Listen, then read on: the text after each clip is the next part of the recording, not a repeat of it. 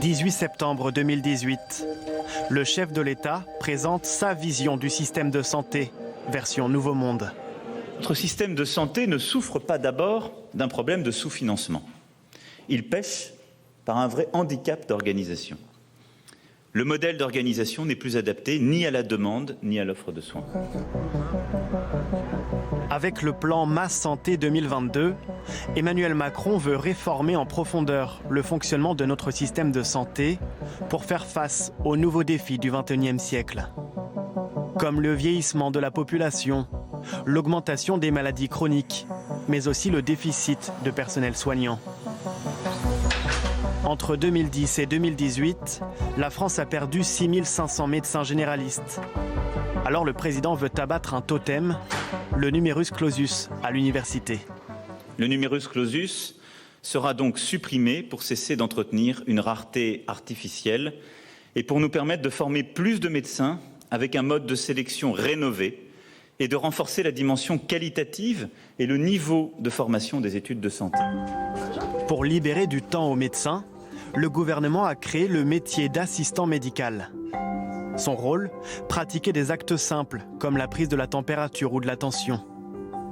Selon l'exécutif, il devrait être 4000 d'ici 2022. Mais le principal enjeu de ce plan santé, c'est de désengorger les services d'urgence, en créant notamment des structures alternatives. À Marseille, l'hôpital de la Timone s'appuie désormais sur une maison médicale pour soulager les urgences. Tout le monde est d'accord pour dire que les urgences font un boulot qu'ils ne devraient pas faire.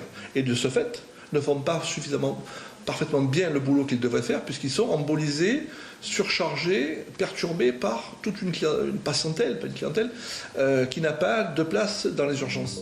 Dans cet établissement, 50 médecins libéraux se relaient pour accueillir enfants et adultes dont les pathologies ne requièrent pas d'examen clinique.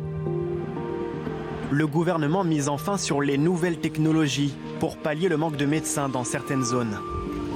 Dans cette pharmacie, les clients viennent désormais chercher bien plus que de simples médicaments. Vous enlever, vous déshabiller, puis mettre vos affaires ici. À Fleury-Mérogis, il ne reste plus qu'un médecin pour 11 000 habitants. Alors la pharmacienne a créé un espace dédié à la téléconsultation. J'ai un problème de tension et là j'ai plus de médicaments. Et pour aller voir mon médecin, il fallait un rendez-vous, il fallait 2-3 jours.